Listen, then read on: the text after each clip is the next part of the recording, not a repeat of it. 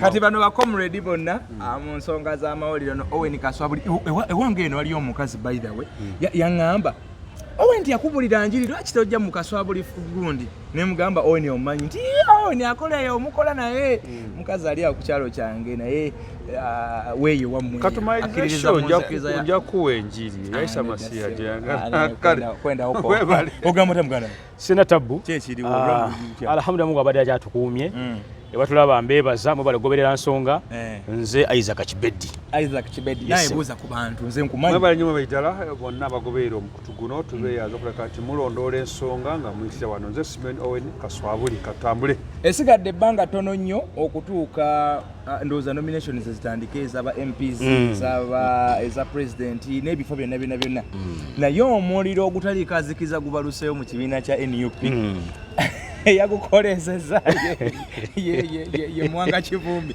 kantandikirewo omuliro Mwanga Kivumbi gwe yakolezeza ku banne gunaazikira gutya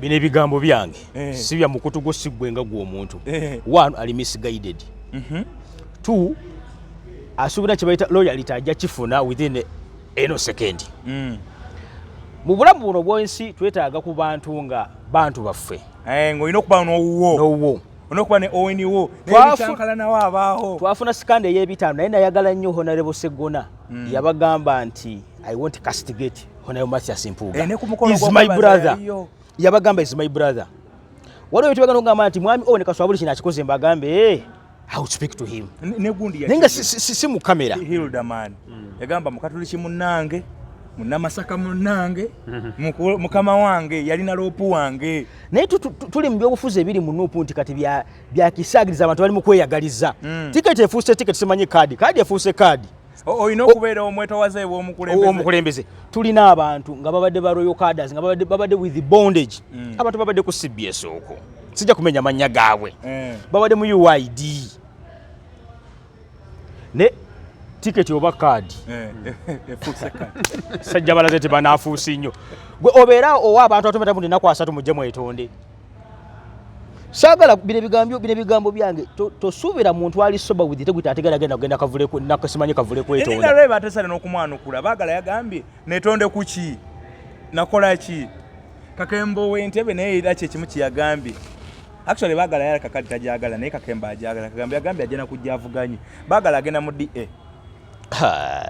bagite mukotoka alliance yaone Mathias Mpuuga batumwagaliza buwanguzi era kyemanyi kaadi ajja kola ki ajja gifuna olina kyogambye mbu ali misguided omusajja oyo ku myaka gye gy'amaze mu byobufuzi n'emyaka gy'alina ng'omuntu oyinza okuva mu statement nti ali misguided with the respect kiddamu ona Mwanga Kivumbi oli misguided oganya okutuula to sit yourself as a person your inner person ogambe nti bampadde ekibiragiro bino these commands should I execute nteke mu nkola mbiteke mu nkola oba mukulembeze mu wabule bali bagenze mu America bali mu nteekateeka zaabwe fale bayi postinga goyise otaddewo ekipapulo kino musayininga mpola oba principal tawabulwa kyayogedde kye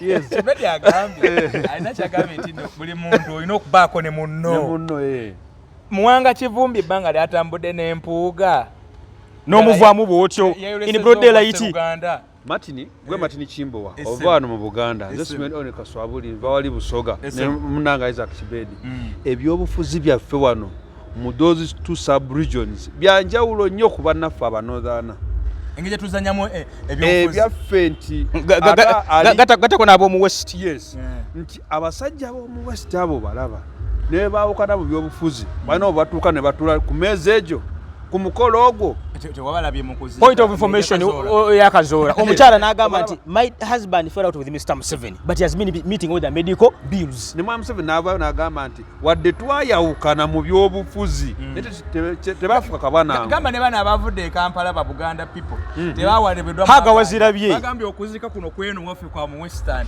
era bamuzeyi sabiti bamugisha muntu be babadde mu kintu kakati kye ndi kugamba abasajja b'omu north baayika embeera nti bagendako mu lutalo bwe baava mu lutalo balwanira awaabwe avuddeyo okusituka bamulwanira akole ki wane Buganda ne waffe Busoga byanjawulo ffe waffe wano avaayo ate gwe tuteme enteega addeyo onsinga otya kati ebintu Martin oli ne bwabeerawo abakozesa abajja kukozesa chance ate kati bakizudde nti oli bw'aba wakuba busoga akozesa musoga takozesa munozaana bw'aba nakuba ensonga yonna mu Buganda akozesa ki Muganda munne ajja kukozesa wa mu West because tuli bananfuusi era ffe wano in Buganda ndi busoga tewali woyinza okugamba nti omunozaana yali tukolamu omulimu gwe guti yali twawula kibeera mu ffe bennyini. Now look at party the leading opposition party with due respect with the numerical numbers and strength in the House of Parliament. It's all about numbers. Mwani ale mwawulirako ko abayita ba rebel MPs tewabawulirako lwaki batuka mu kulonda tebatwala kaadi z'ekibiina lwaki bakyalisa saboni ne bajja eno mu mawulire balina beboogera naye badde eri mu bisenge byabwe ne bakkaanya kati tojja kukola buli kimu ng'okireeta mumpewo ewammwe bannamawulire bakimbo wanti buli kijja mu kibiina tukibaleetere. Martin muve mu mbeera okulowooza nti abantu tebagenda kubeera with the independent opinions olw'okuba Isaac atakkaanya nange teetaaga kumuwaaki ye point Muganda njayogeddeko kona bwoti Kasimira alina ensonga zatakkaanya na Mwai Museveni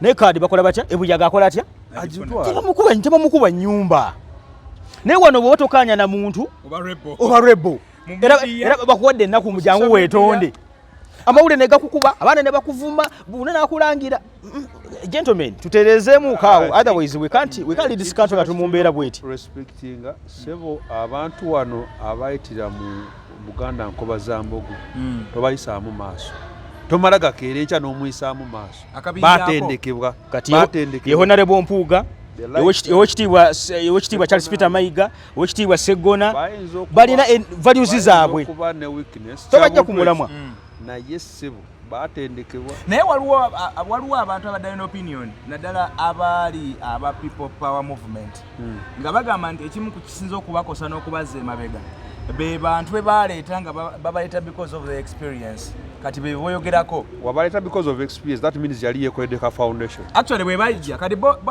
bana balemani bagamba nti they would come ne babeera mu kibiina ne bagoberera emirimu gyaffe naye waliwo omuntu wootuuka ngo n'ekibiina kyennyini kimwetaaga kati kankuwa ekyokulabirako the late Segirinya olaba level of mobilization Bugumule yali aleeta nga toyinza kugamba nti the party doesn't require him the same thing bw'oyogera kwali kati tubaddewo ne issue nti abantu balonda weevu olumu ne baleeta abatakoze bulungi kati you have to Nup has taken a step nti kati twagala mu quality ogenze Kawempe North ogambye kati twagala kanso yes because mwamuyita Mwami Buwembo yaliwo ng'olaba yandibaddewo naye bwe bagamba no kati wano we tutuuse twetaaga omusajja ono alina experience alina quality alina what it takes to be a legislator era omulaba Mwami Nalukoola nga ensonga ze nga aziggusa with his calmness kati pata yeetaagamu abantu bwe batyo so Mwanga Kivumbi avudde mu munywanyi we bwe babadde ebbanga lyonna is not a brother nze nga nze in conclusion is not a brother brother osebo ofa naye fana ye tomwabya era bajja baga nti Martin yakoze kino no bagamba Martin I'll speak to him tomeni nayo olugero lugamba nti abooluganda bita n'ebikonaga nti byatika kati then what is happening so bano bali mu kwatika obali mu kujuliriza kire ekyokutula obutereevu mu kifo kye kuba yali deputy president Buganda kati bakikwasona kati ayagera nti nze nakuddira mu bigere kati nkubuulireko ekiddako ekijja okuddamu okubaganyako debate mu maaso awo entebe y'obwaloopa lindako kiwa obudde naye era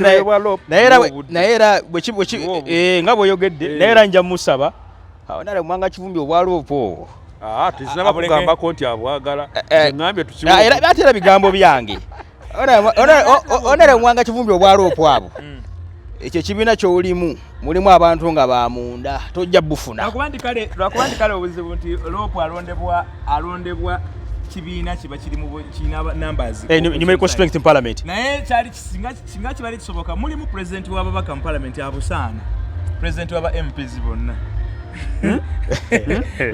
ba MPs batulaba president waabwe ababaka abakwata bonna n'abateeka mu ngalo ze bw'ati Takabane nupwe muleseko kanso musisi. Ekiri awo. Owen, njagala kugenda wa Kibede kakubuza kibuzo kino. Mwami wanga Kivumbi bw'avaayo n'agamba n'alangirira ebifo ebikalu mu ndowooza ye. N'agamba nti kimanya kabonera wakalu. Kawempe wano wetuyimiridde wakalu. N'ebifo we bitebe birimu ababaka naye nga ba NUP n'ejja sibayawukanya endowooza. Amaanyi n'atagateeka mu constituency tuddemu omuntu wa NRM. Owe nikibuuza gwe. Amaanyi lwaki gonna gatadde ku banne ezo constituency zalangirira. Yasooka nkubuuze nti oba okolera ani bw'okola bw'osalawo bw'oti kubanga oli gw'oligamba wanuupu muno kati okirangiridde vacant osindikayo ba NRM osindikayo baaki boli then ekirala a party has structures party waliwo we bayita okufuna kaadi tebannabatuuka waawo ate lwaki olangira nti the place is vacant tokiraba ekyo kuba bayakwanya endowooza no a structure a constitution y'ekibiina eba ekyaliwo bwe twawukana naawe tekitegeeza nti amateeka tugavuluge kuba ne waba mukazi nga ayawukanye nebbaawe waba n'omwana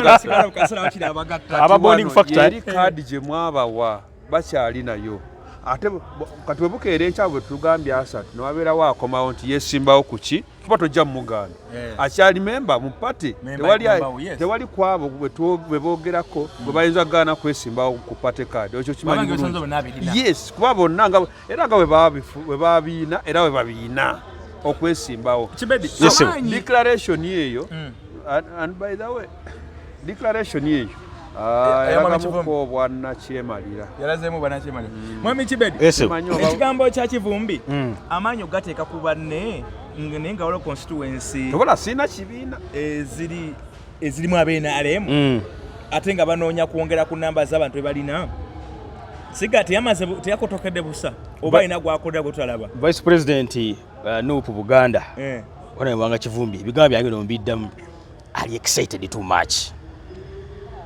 neba tumaze fuma electoral road map sigwa no mwezi bulangira ati constituency gundi eri vacant nkalu bana tetulina opposition wa Uganda singa weeringa bagamba struggle singa ne Museveni byabate bakola batya tebabitwala ngovude kuzino ze bagamba muziri constitution ziri mandated ezo ze bawa as a political party with numerical strength 1.9 billion ze babuli quota tibanzi tutte singa bali mu struggle ezo ziri constitution sajja bayine dembe lya mubireke ati muri mu struggle mwami Museveni ekereze kimu obeko kyotwala mwami Museveni kimawula ku bantu bwe yamanya ati struggle efuse struggle bikimu na kisulaga ati mutubya akalulu na alumba luwe gebata struggle na struggle mwali kubita futa fukusanya mwiwa musoro oli awo gwe gundi mwami Senyonyi Lopu convoy zivuga obugombe buvuga oli mbatu mu struggle privileges zifuna struggle nesende zizire tumaito oli mu struggle gentlemen temuwudisa gwanga lino mwami Museveni bwe yali agenda mu nsiko mu kinana mugumu aliko byerekereza ate nga bali bamuwadde offers yukira mwami Museveni kutesa mukuba mu kalulu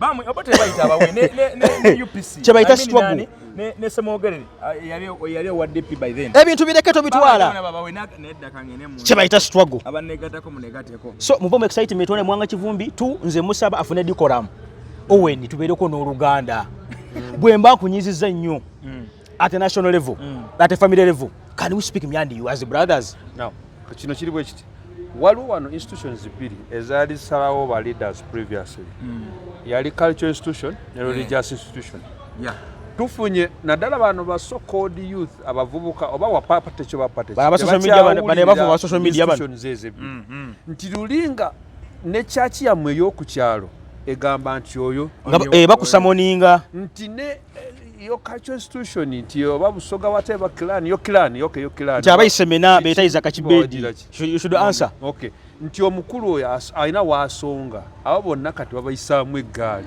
baba vakoda kati awo waliwo obuzibu bw'amaanyi bwebanga abantu abakulu baloncheze protest vote kale tubagaliza ekiseera ekirungi mwami Kivumbi mu bigambo bye agamba nti baagala at least bafune ba MPs 10 as per now wetubalira kube balinayo bali babadde 5 naye tekukyabula 5 kuliko ba rebel 7 kuba bo bala 5 ujja kujjako baagala Jako Mpuga, Jako Abedi Bwanika, Jako Mwami Mwatekamwa, Kakemo Mwatekamwa, Kagabo, Mwami Kagabo, Jako Jimerwanga, Jako Kazibe Bashiri Mbazira. Ha, musajja atobayabulira wa. Musajja wattu. Kitegeza fifi teto kyagirina. Ata ayimini omusango. Kati osigaza atano merere. Naye gwe emide kazinero gambi nganze wakabondo ka Buganda. Oyongedde okulangirirayo ko bali vacant. Ate olangirira bali vacant. Naye ate osigala ogamba nti twagala at least 10. Olaba nga 10 banakiweza. 10 ekyo one akamyufu kagenda leeta obuzibu. Kati awo waliwo embeera gy'oba osuubirawo mu myezi bwezi mu maaso awo.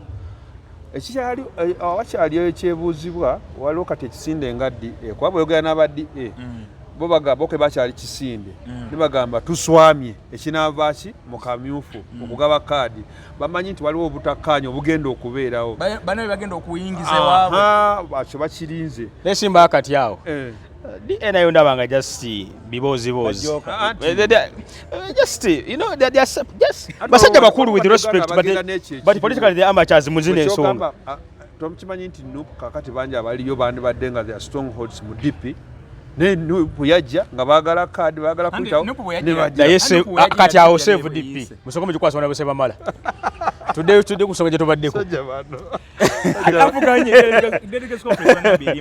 banamukkiriza abasajja bakuba ennyumba waliwo ekintu ekijjanga ekifo ekyo kiri ring fest nti kya Martini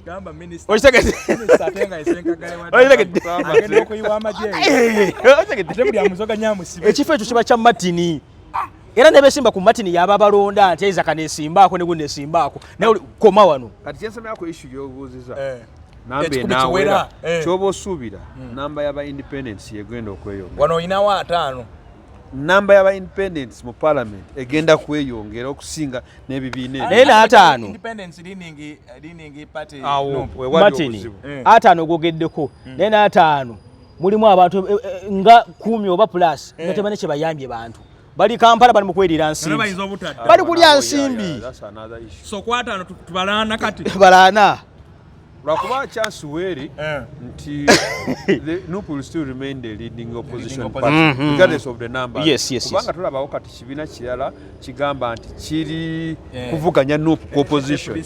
Badde mbizibu myaka yonna bikyaliwo. Abo tebannabana kumanya babadde n'omubaka babadde ne candidate mu kaluka kampe yafunye obululu 10. DP China issues zaayo. Kibiina kyo kyambalamu amaanyi ekyo FDC gye nali mayine muleeto yaje esimbewo naye. DP mu NRM. DP balina kupishana kule NRM. So DP they in bed with NRM. The way UPC so NUP yabajjawa zemanyi ko ndalo seba mala eina seba mala eina ne gundi eina yaweza lumu eina hona seba mala hona Benard eina lumu oyo wemityana erina wamukono south Kayondo eina omubaka omukyalo w'ekyotera omuwala Fortunate Nantongo eina Lutamaguzi by the way erina wewezayo omusanvu pike however nti ate abo abamu bamaze crossing Lutamaguzi yo ndaluko things ali wa mwami Kyagulanyi Lutamaguzi yagenze ono mwala abamwani violence naye yagenze by the way bamwani violence wano yo we Masaka wano Masaka era gwe batutte so abo bagenda kuba wakadi mu May so enamba ogogambe eyinza obutawera eye10 so nupe tuli moselekera okufuna namba za baganda bange n'abantu amakumi Martini n'abantu amakumi 5 bana isagala tumisige waliwo impact ku kintu kino tebikyasoboka abantu bavudde mu tulu bali abantu bali balambayire ino buti baviire mu ndolo nalaba jozi nga president ali mukola ezozi country tour nenga lujagenda abantu babaayo kitegeza bayinza obaba kibinzo kudama abenRM angamba mwami Kyagulanyi wabadde akola country tour recent lawo nga chipipa Martini there are two factors Martini there are two factors Martini Uganda wano abject poverty obavo butuluma bukwaliza nti Honorable Martini azze wali kulale kangeninde ku muchere bino mbyogera realistically abana bagenda kulale ya muozo tu okulaba ku bayimbi kati fije twakula okulaba ku bebe kulu twakula mu byale eyo endonge yewuluguma n'ogamba kankuba omuziki ne bakussa emige wakanenga issue was kamale gabita ebubite mbite yo kati jukira n'obusente sene ne bugira kati n'ekirala Police wane Uganda katawala balowooza atagenda kutambulira ku ndongo. Bamanya ati Kyagulanyi babazze. Yuda manajja kuyimba it's a must. Bunaga kuyimba it's a must. Kati bayongeddemu abalala bayina Nina Rose, bayina King Saha. Spices atambula nabo spice. Obulezi bw'otusanze abantu baffe naddala baffe abalonzi manifesto twazivaako. Ekyatubuulira mbuga mati nyoze ne manifesto nyingi okusinga Isaac therefore I should choose you. Omuntu alira nti nganze gwe na Isaac twandibadde tutunulira manifesto. But the trend has changed. Tebikyakola manyi Mwami Owen kwekyo nyine kya manifesto. Mwami Museveni mwenyine yata manifesto zaba bavuganye mayirwa yakwe example ya Kampala wano. Nti Mwami Museveni agenda atema constituency Kampala akola constituency makers ziringa 10. Simanyi Lubaga South Hill, Lubaga North Hill, Makindye ebikoze bitibye na bina. Normalizanga ate omubaka talina kukola nga ate executive director Kampala yalina okukola. Atajja na manifesto. Ebya district empya zibazeemu. Kati wekanganga omubaka ne wanasuubiza ndi njakola kiri emirimu gidde mu local government erina okukola omulimu. Yamaliza wakubeera masasi. Kakati Martin. Paka tunakola civic education, maybe electoral commission of Parliament of Uganda. Mbebikola. Bagamba mbabikola. Bikoma Kampala. Kubanga kutivize Kampala tubiraba. Ne ku social media fabala ku mikuto eja exhibit Twitter bibeerako. Ne paka nga bategeeza omuntu mu kyalo. Ali ebutanse kamuli kyalo namayanda. Bamugambe nti sebo banyabo. Omubaka omulimo gwe sigwa kuwa naikonto sigwa kuwa kubo sigwa kola ki nti omulimo gw'omubaka is to legislate na kukola supervision over oversight. But you know MPs who are nowhere to be seen, they are not on the floor of parliament mu constituency they are not on media kati oyo ompoleze mbo sima the roles of an MP. Nawe tumaleke bali akasimbi kaabwe. Kati nina ebibuuzo bibiri byengendo owunzika nabyo. Naye kino si kibuuzo just kinzigire buzizo obadde ogamba nti tebakyalabika. Neŋŋamba ababaka ali abagamba nti ekizibu ekirimu Bannayuganda kulwala buli mubaka agula ambulance. Bimotoka bikadde awo. Zitandise okukomawo. Nawulirako nga bagamba some of them are not fit to be ambulances. Kusinza ku quality ya ambulance we innovate. Ate zimoza ambulance. Muli akula kavani. Nabatekamu ekitanda. Nateka kibana kya president kungulu. N'ekice ne constituency ye box car first aid. Ne wita baamu kye bakola nakateka mama mafuta dereva nakaisamu ko mu constituency. Nakagombe. Tebubaamu mulwadde dereva nakaisamu ko mu constituency. Because the question is we tumara campaigns ziddawo ezo so called ambulance. Nina mukwano gwange bamukuba akalulu mwagala nnyo omukyalo oli. Bamukuba akalulu. Abeera koboke bamukuba naga mumpe ebyange. Nazijayo. Ayabijjayo. Anga kati Charles Ayuma akola atya? Oyali mu government. Mumpe ebyange. Yabadde ambulance mumpe ebyange. Ne munyagwa yajjayo bitanka biri yagudda. Mumpe ebyange. Mumpe ebyange. Bino bipipa biri yagudda abantu abemu amaziga ko. Munyagwa. Ne bwembanze. Oweni. Ekibuuzo kyange kino kye badde mpulira.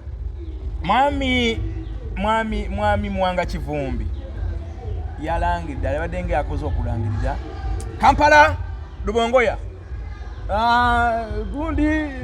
gundi nakawa oyo Waiswa neŋŋamba abasajja bano balanga tebagenda kusooka kuyita mu structures za gabakadi already babawadde tekinafuyiza abantu bano bakansala kataabu abali mu Kampala Central yadde beesomye okuvuganya. Now waliwo challenge nti omuntu ali mu leadership ya party kyandibadde kiyambikibwa nti teyandize eno mu elective politics kuba aba influential mukunema kugaba kaadi kati kankubuuza ng'olabawo embeera yonna nti Waiswa bayinza mu makadi era amawulire ne gayita nti Waiswa yamiddwa kaadi ya okisuubira kuba kyekikola amawulire wakati ekyokuwa Waiswa kaadi tekikola amawulire ekyobutagimuwa kyekikola amawulire Lubongoya mwennyini ne Lubongoya ekyokumuwa kaadi tekikola amawulire because it looks obvious ekyobutamuwa kaadi kyekikola amawulire.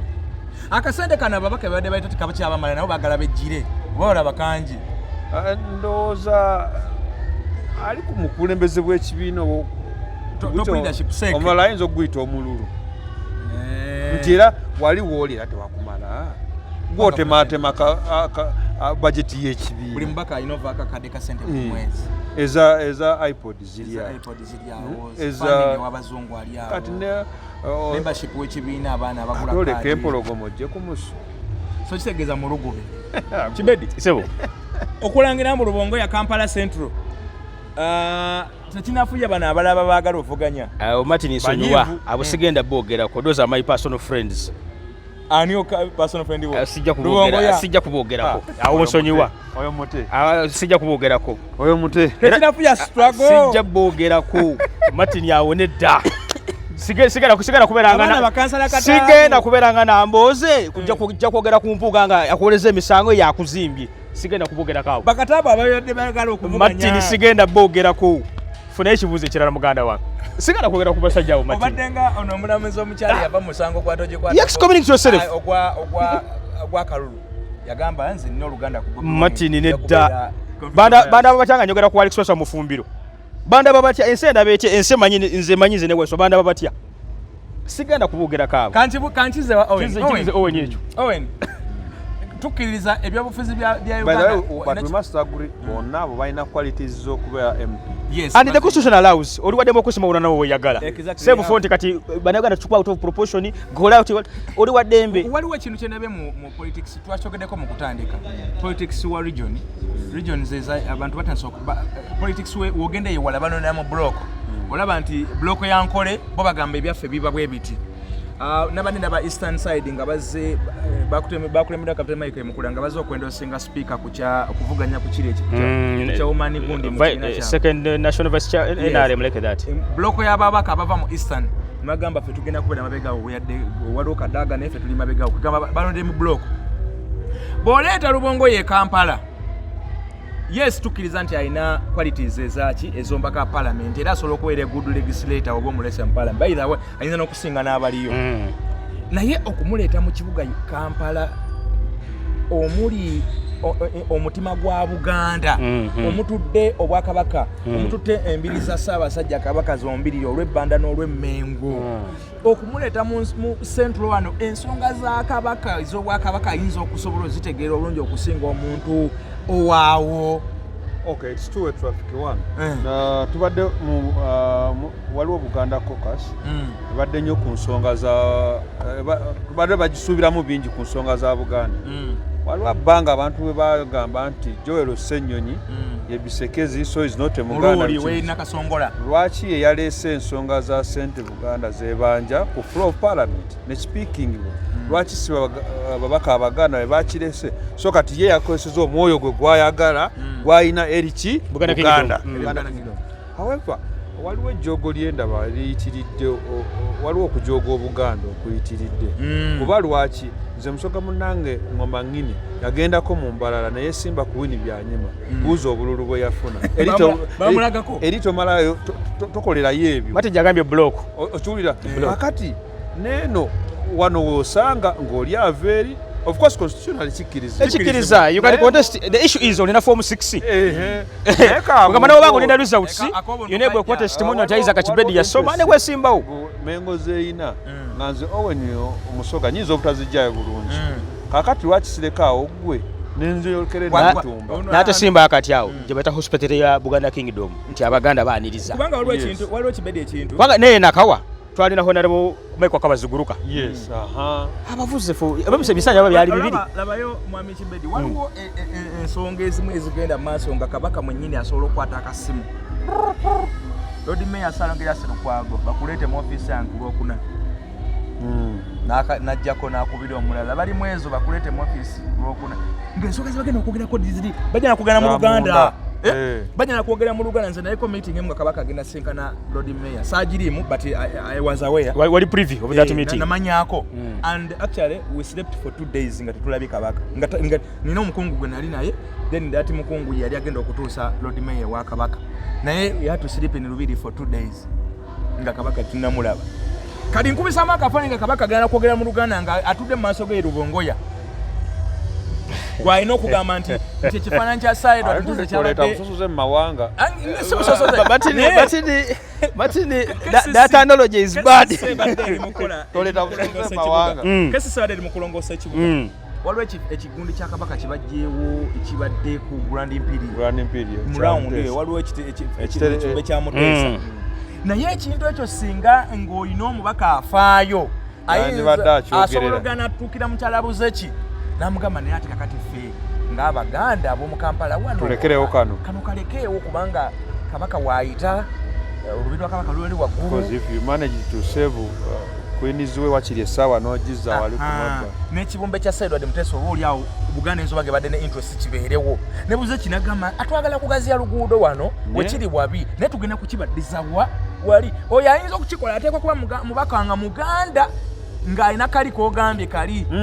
Owe nange nenva konengana n'ensimba eyiganga nyinza obutategeera bintu byabeyiganga yadde mba ngenzi ne bakampa akalulu jukiraga akaluka ennaku zino sente zo era abasinga akwata minuzo oyitawo n'obula ne tuddamu kulaba tewali minuzo lusavo n'agamba ebisatu bijja kuba bya returning officer ebina bijja kuba bya mulamuzi gwe nangirira ebisigadde bireke agende returning officer bisatu bibyo mbikuwadde gwe nangirira bankutte kyakola naye balonzi kati kiri eri balonzi banasalawo ki ande balonzi bakolako disservice akati so kati kamwe kyokulabirako constituency eya Nakaweeyi olina otegeera nti eri Mount Tribe nnyo kyoba owulira nti owulirayo za Choli quarters bantu bangi so kati nabo bayinza okukozesa eyo kati banagireetanga protest vote nagamba twagala nze nkyalowooza nze nkyalowooza banoganda beesimye ku nsonga eyo lwaki Honorable Bongoya ali wano mu Kampala Central Buganda ngemufumbira ali Nakawa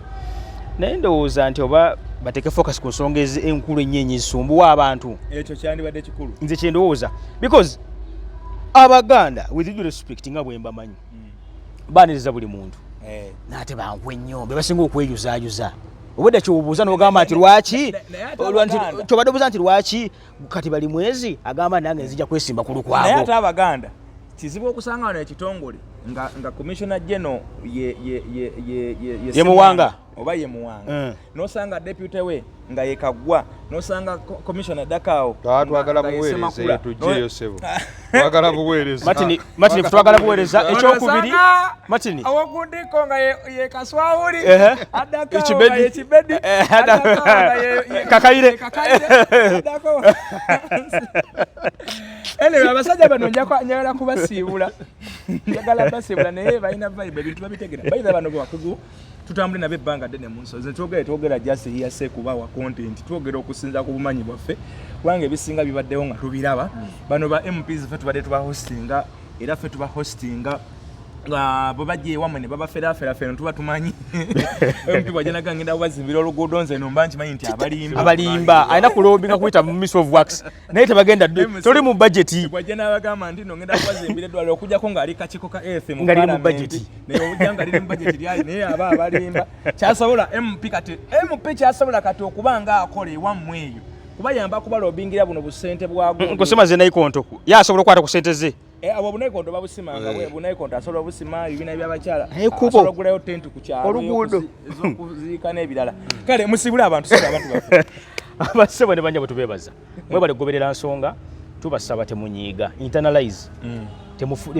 temitwala personal naye njagala mubeere mu kyemuyiga Muganda nga bwaba bulidde ebintu babalimba omaka sagala ajja kulimba ngenda kola oluguudo tutekokwana luli mu budget nga budget yaluyisa naye mubaka tugenda just mu kalulu akulimbe tamanyi na budget egiddako egenda kubeera etya naawe obeere persuaded omuwa akalulu kisoke musobola omuwa akaluluko naye sagala mulimbibwe nnyo naye basobola obutonotono obwo ogulamu amakiti bibensini bwebityo bunayikote bisoboka so magazi kiseera kirungi zaiza Kachibedi Owen mwebale nyo kulaga nti muwekumidde ku mukutu guno ensonga bwe tuzirabye era tusaba nti kyonna kyokola ategeera nti nyaffe Uganda eri ku mwanjo nnyo kiteeke ku mwanjo nnyo kulabika nti ate ekyo nofaayo kulabika nti mwoyo gwa ggwanga tolindamu kusomesa naye akubeeremu kulabika nti oyagala ensi yo Uganda wakati mu bulungi ne mu kusoomoozebwa omusaayi tolina gwa Uganda ekyo Mukama Katonda kituwa kyaggwa nze Simon Owen Kaswabuli mbagaliza birungi byere abazungu balina waliwo enjogera egamba nti bw'oba oyika